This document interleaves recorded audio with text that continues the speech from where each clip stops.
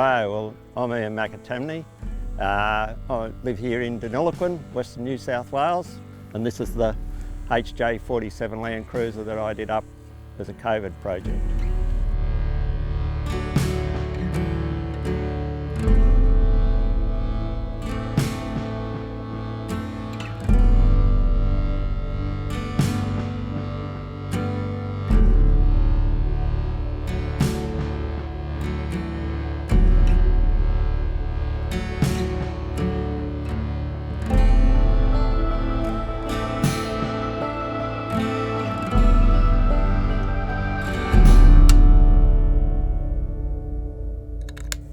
Right, so I picked this up off Gumtree from down Gisborne Way near Melbourne.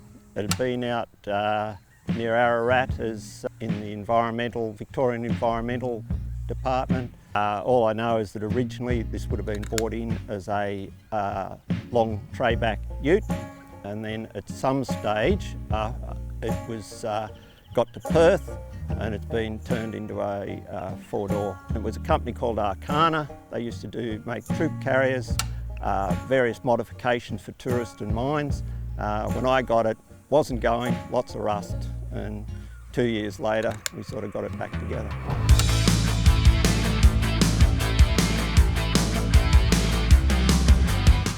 Okay, so it's a HJ47. This is a 1983 model, which is a good model to get because you get discs on the front. The motor was the 2H original. It wasn't a goer. I decided I wasn't going to sort of fiddle with that part because I was probably better with the body than the actual mechanics. So I've got a 12HT out of a 60 series that I got from a wrecker over in Adelaide. And we also put a 5-speed gearbox on it, which has sort of got it running pretty nicely. The seats are from an XR6 Falcon. They're always a good seat to put in these. You've got to get that engineered modification, so you've got to use the correct mounts for it. It does make it more comfortable. We put some black duck canvas covers over them, so I didn't have to reupholster them. But soundproofing, new lining. The roof took a fair bit of work. Fiberglass, it had various aerials drilled through it, had a bit of a skylight thing that was happening, so I had to sort of get all that sorted out because you can't get new roofs for these.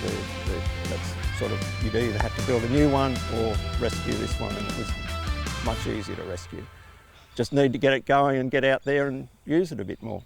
So there was a fair bit of rust. There always is a fair bit of rust in a 40 series. Bottoms of the doors had holes, so that was redone.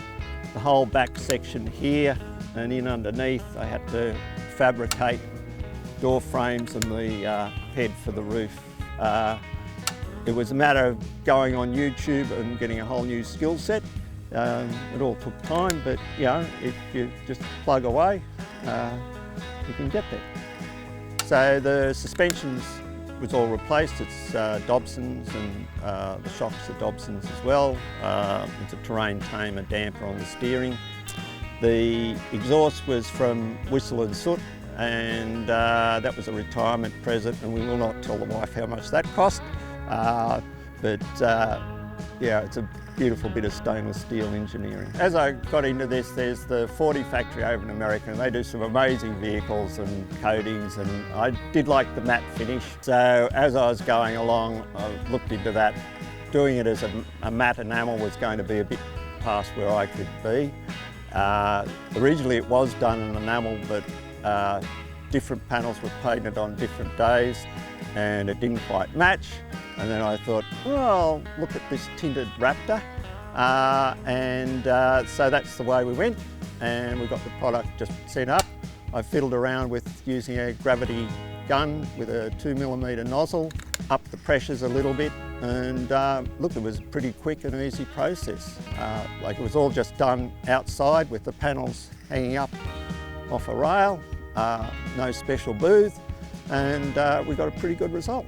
So I made up the tray in the shed, and the timbers, some rose jarrah, which we got from a company down in Moama, which is just down the road from us. They've got this amazing collection of old timbers, and yeah, it's just a standard exterior enamel on it, about 8 coats, and this is what we've got. Really pleased with it. So it's been a complete rebuild. Probably a bit much money spent on it, but we won't tell the wife. But yeah, it's been a bit of fun, and this is where we're at.